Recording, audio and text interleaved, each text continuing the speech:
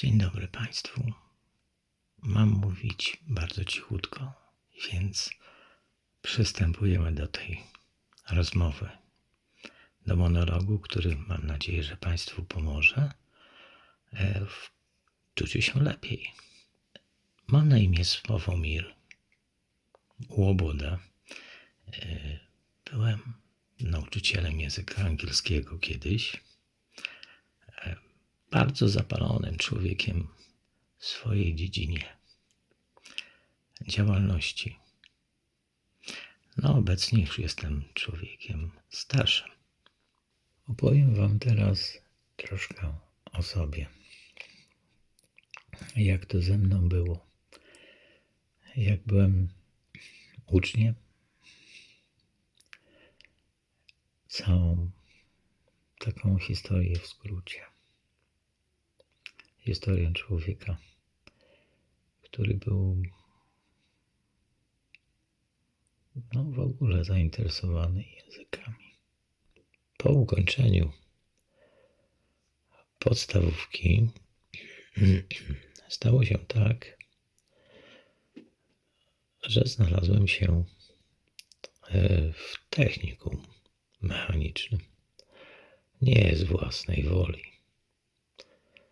Chciałem iść do liceum, ale tato i mama za mnie zdecydowali, że zawód w ręku jest bardzo przydatny. Oczywiście po technikum trwającym 5 lat zdaje się maturę i można wtedy podjąć własną decyzję, co z sobą zrobić. Zdobyłem zawód. Próbowałem pracować w tym zawodzie, ale szczęśliwy to ja nie byłem. Zawsze wracałem do języka angielskiego. Czytałem książki na ten temat. Nie uczono nas angielskiego w szkole. Chodziłem do szkoły oczywiście, jak każdy z nas, ale tam w tamtych czasach uczono nas rosyjskiego. Większość moich kolegów nienawidziła tego języka z wiadomych względów, bo było to przymusowe. I ogólnie było nastawienie na nie. Wtedy, kiedy coś się ma i za coś się nie płaci, to nie docenia się tego. Ja patrzyłem na to neutralnie.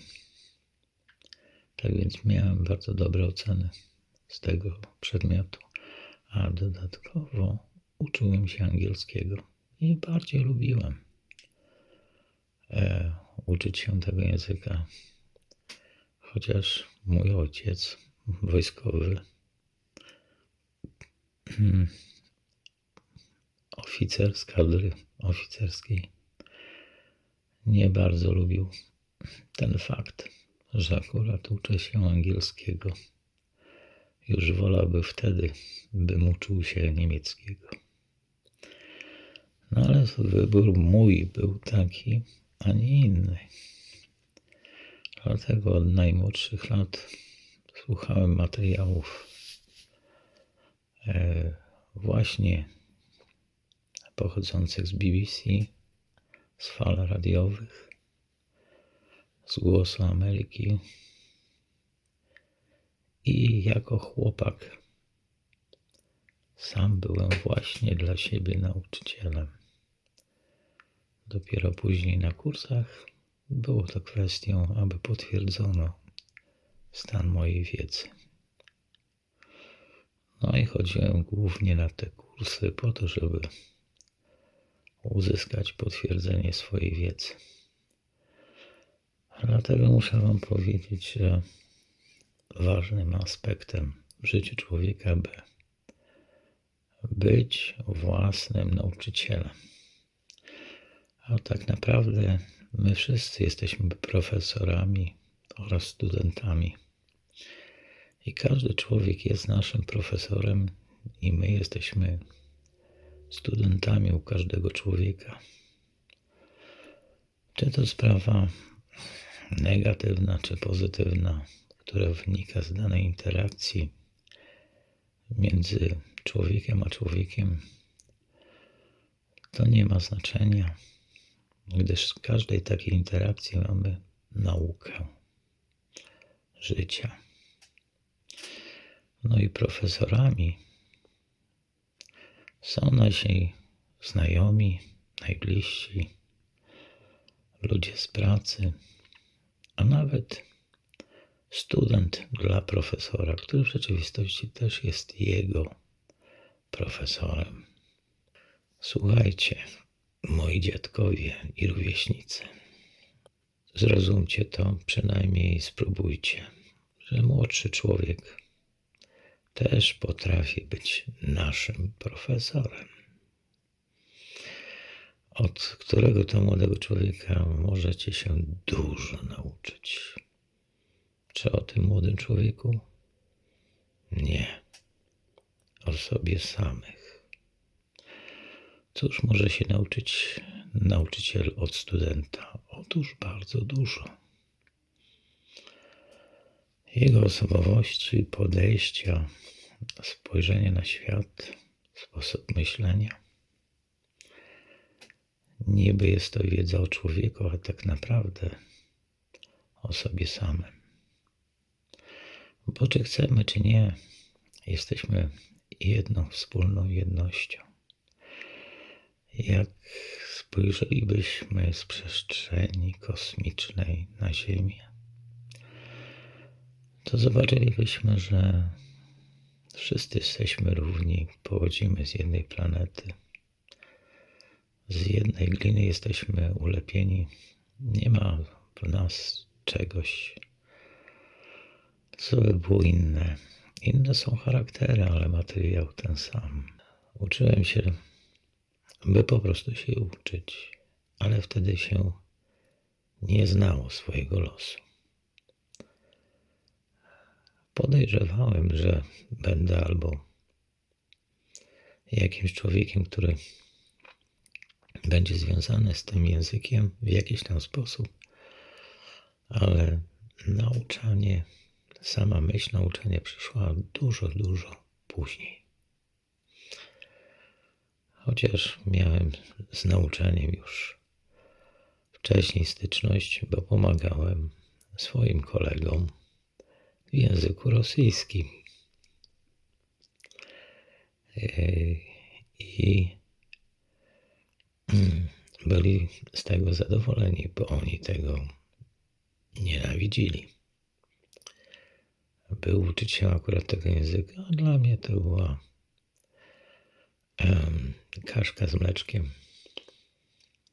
Oczywiście teraz już nic nie pamiętam, bo nie używałem tego języka, a wtedy, kiedy się nie używa języka obcego, to się po prostu traci. Podobnie jak z relacjami ludzkimi. Jeżeli nie odwiedzamy, nie dzwonimy, to tracimy, a czas szybko biegnie. Moglibyśmy wiele dobrego uczynić poprzez relacje z innymi ludźmi. Pewnego dnia ktoś powiedział, a były to czasy trudne, przed zmianą systemu na obecny, że w Empiku potrzebują lektora, a gdzie było Centrum Intensywnego Nauczania Języków Obcych. Ja już miałem naturalną jakąś wiedzę, bo przecież pomagałem i udzielałem tak zwanych korepetycji swoim kolegom. Chociaż wtedy się tak to nie nazywało. Po prostu nazywało się pomocą uczniowską, koleżeńską, za które się raczej nie brało za tę pomoc żadnych pieniędzy. Robiło się to z przyjaźni, by kogoś uratować, by nie dostał 2. No i dostać 2 to była straszna kara. Dużo instytucji szukało na siłę, jak się tylko dało. nauczycieli, lektorów języków obcych, bo ludzie chcieli jak najszybciej emigrować z tego kraju. No i zgłosiłem się za namową jednego z moich przyjaciół. Powiedział wtedy: Sławek, ty znasz bardzo dobrze angielski, po co w tych smarach się babrzesz?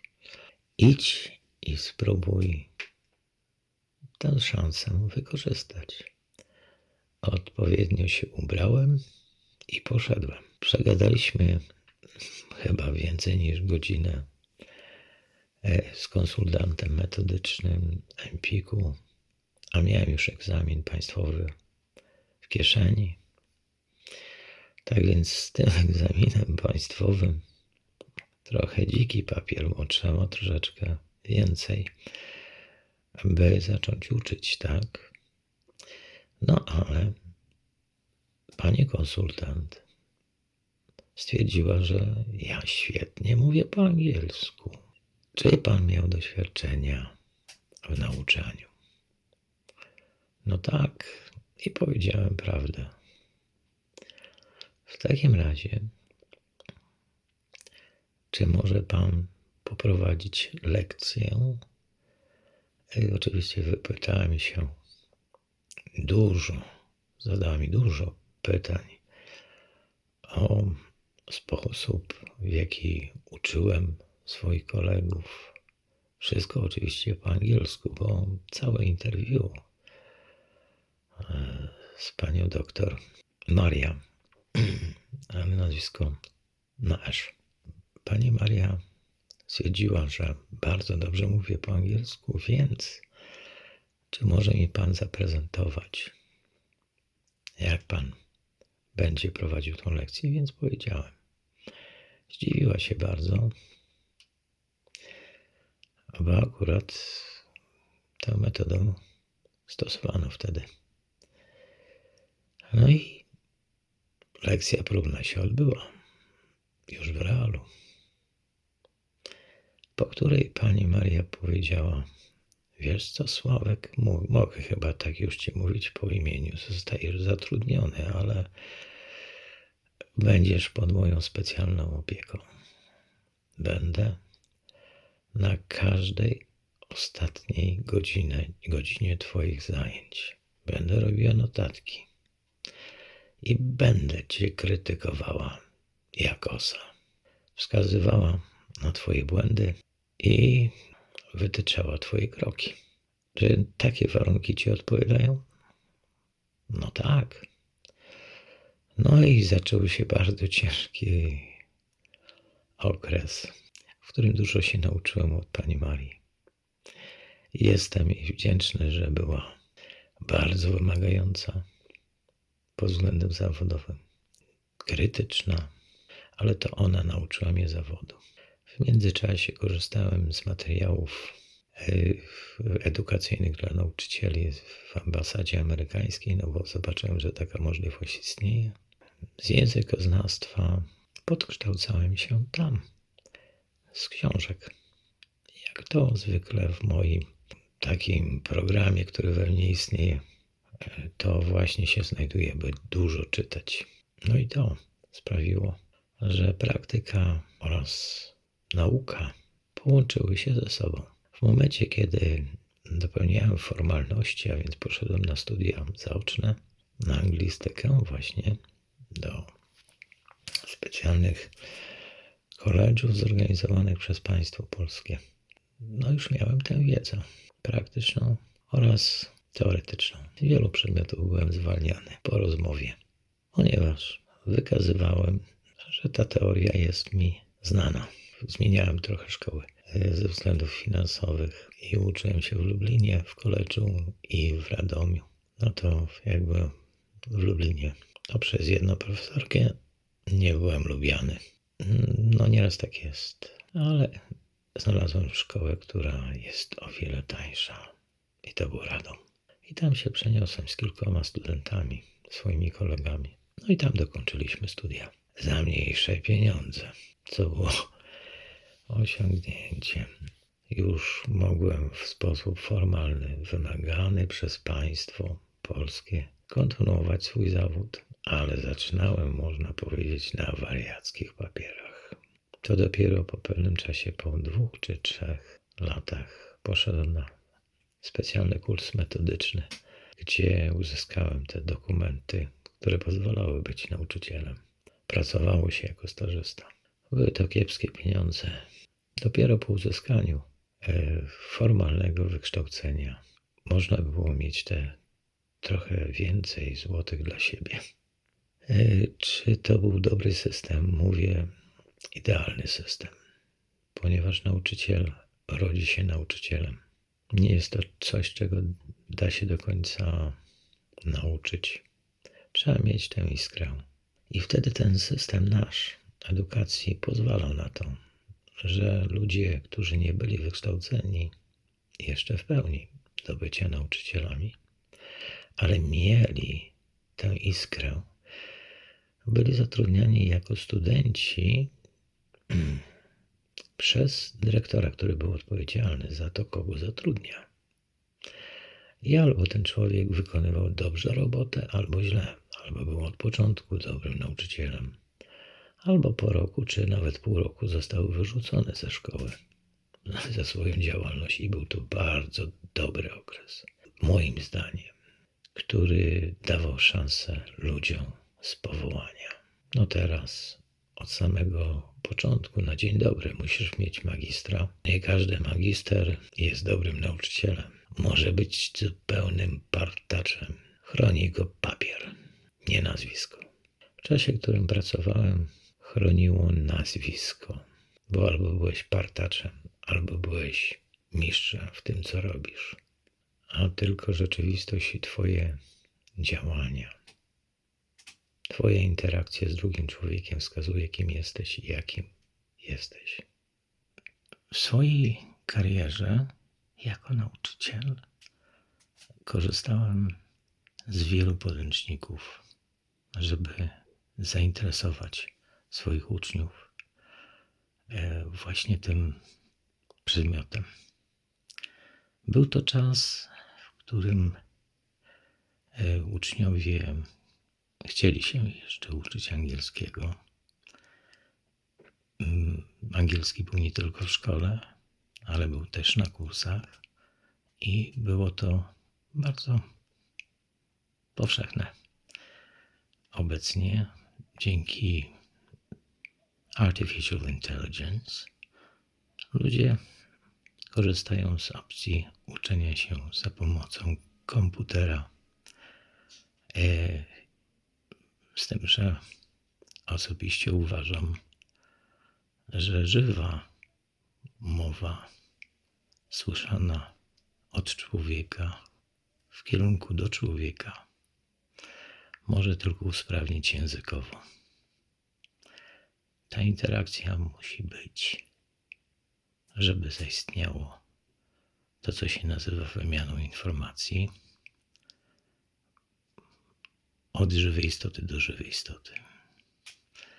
Tak więc, jako może człowiek starszy nie wierzył w zastosowanie sztucznej inteligencji w nauczaniu języka, do pewnego stopnia jest to możliwe, ale język jest częścią człowieka, który jest człowiekiem żywym, który to człowiek wyraża swoje myśli, swoje uczucia, a przecież inteligencja sztuczna jeszcze tego nie potrafi w pełni. W swoim nauczaniu korzystałem z różnych podręczników. Akurat znam i wersję amerykańską, i wersję brytyjską, bo stałem się człowiekiem, który bardzo interesował się obiema kulturami, zarówno brytyjską, jak i też amerykańską.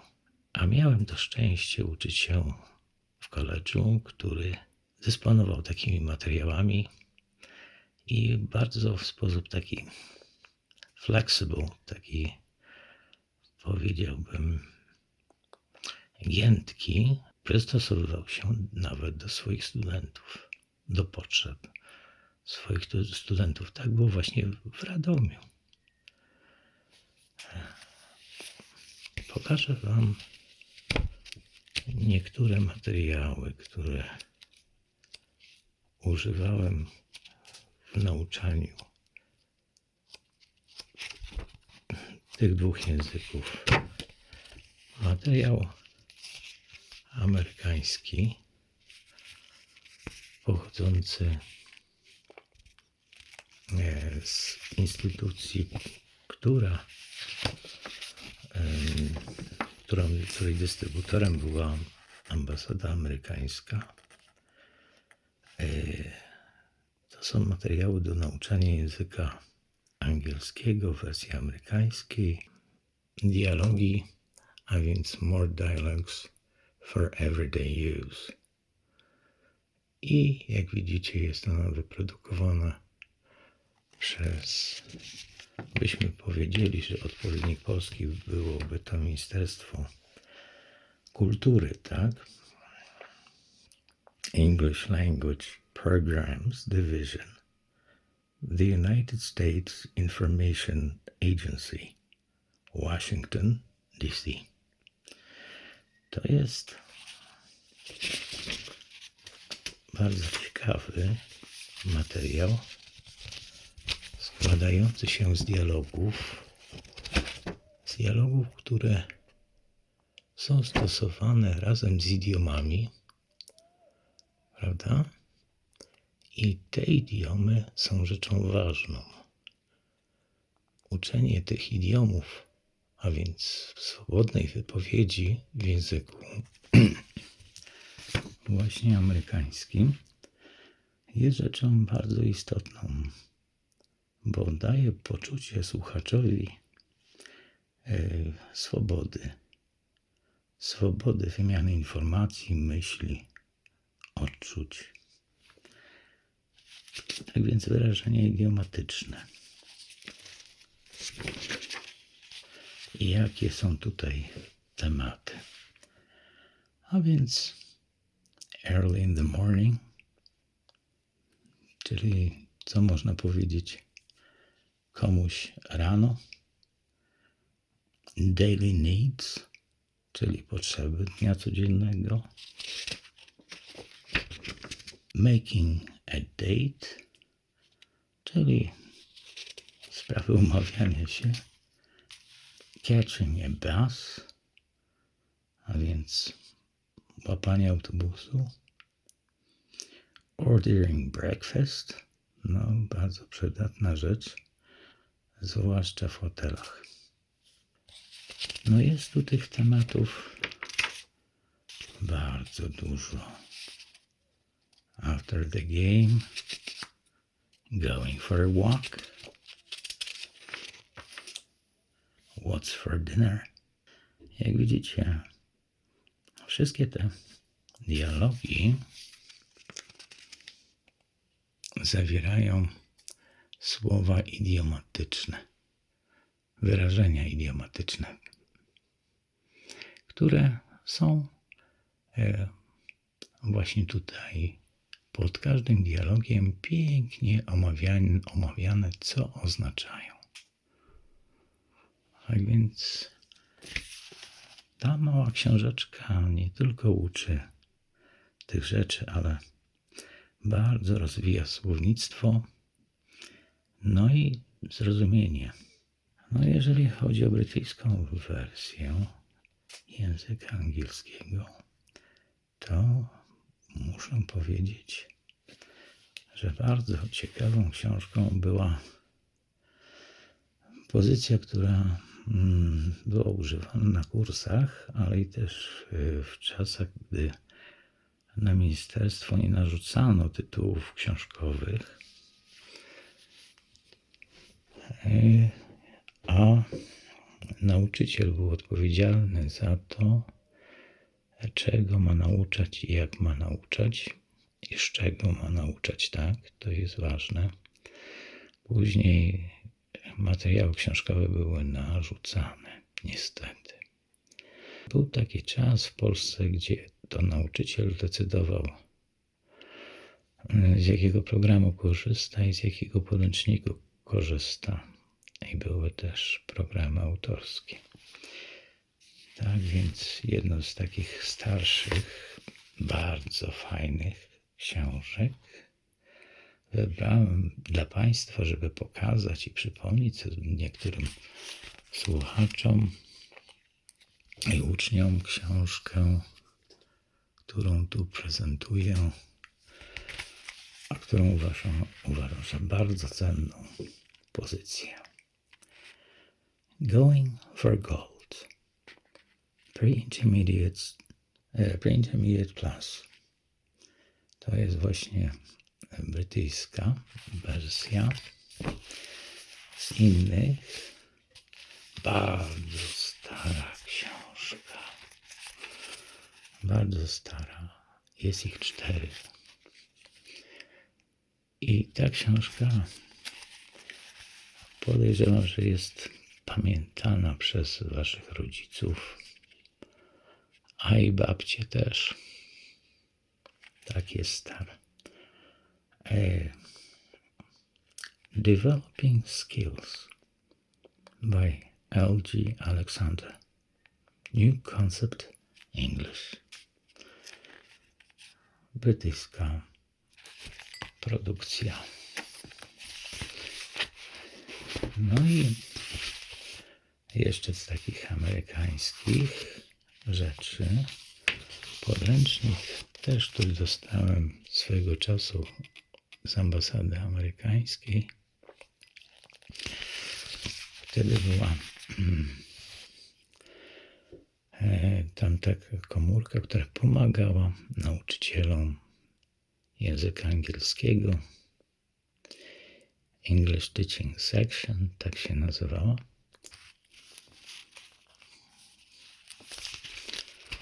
Getting Together. Typowy podręcznik. No moim zdaniem bardziej dla nauczyciela, jak te rzeczy prowadzić. Mamy tutaj dużo pytań.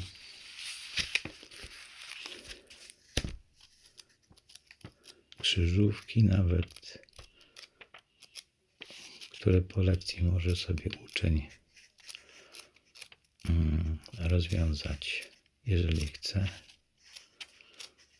Nauczyciel może kopiować materiał na Xero i udostępniać uczniom.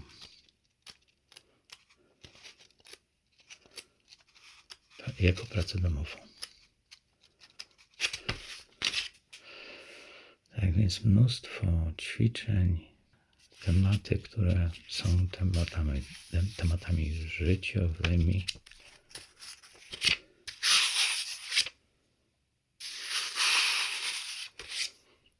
Żeby kilka podać. No ja tutaj przygotuję. Na przykład getting acquainted, czyli przy zapoznawaniu się z kimś. House and home, czyli dom jako budynek i dom, w którym jest ognisko domowe. Talking about yourself and others, czyli rozmowa o sobie i innych.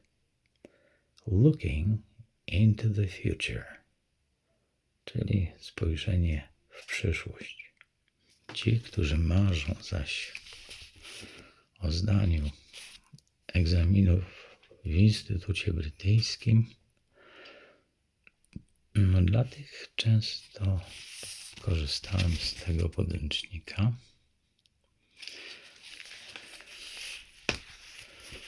Think first, muszę zmienić akcent.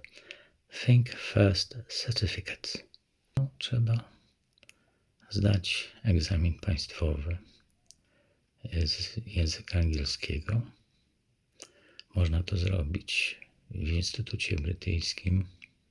Można było, nie wiem jak teraz. Były tam specjalne kursy, w których można było się doszkalać, a później zdać. egzamin. Oczywiście te rzeczy były płatne, drogie. Nie każdy mógł sobie na to pozwolić. Ten podręcznik dobrze przygotowuje do takiego egzaminu i do takiego certyfikatu, czyli zaświadczenia zdania. Tak pokrótce mogę powiedzieć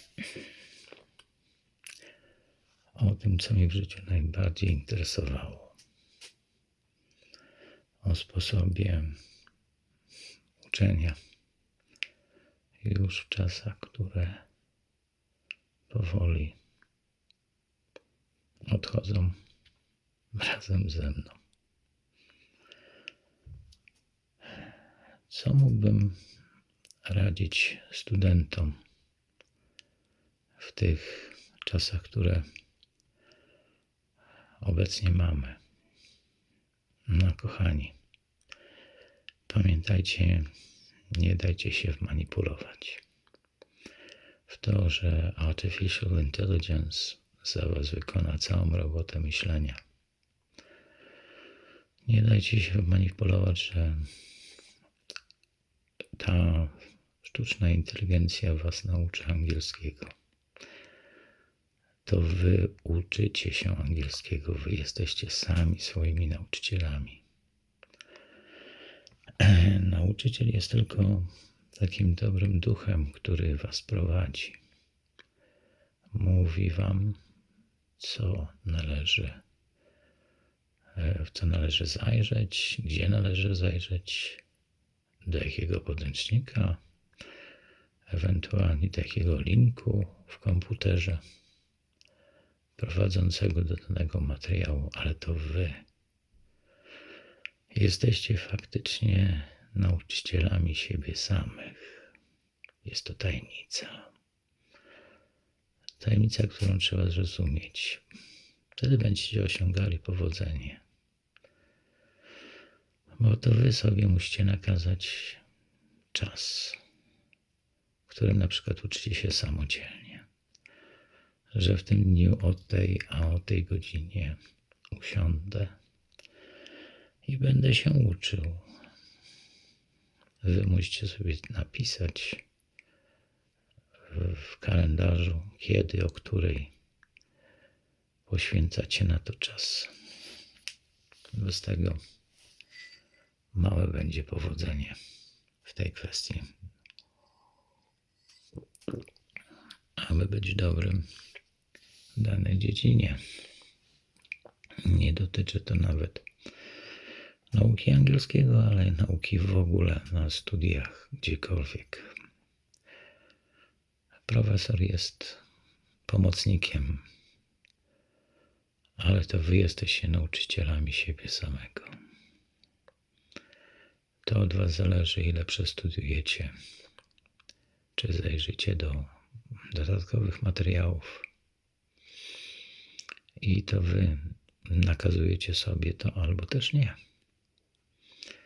Tak to wygląda. Wiele tutaj tematów, które poruszyłem, być może są tylko poruszeniem lub też tematami, które powinny być więcej rozwinięte. Więc jak chcecie, możecie jakiś komentarz przysłać, podzielić się tutaj z nami, według mojej teorii, podzielić się samym sobą tym, do czego doszliście podczas słuchania tego mini wykładu o życiu tego starszego człowieka.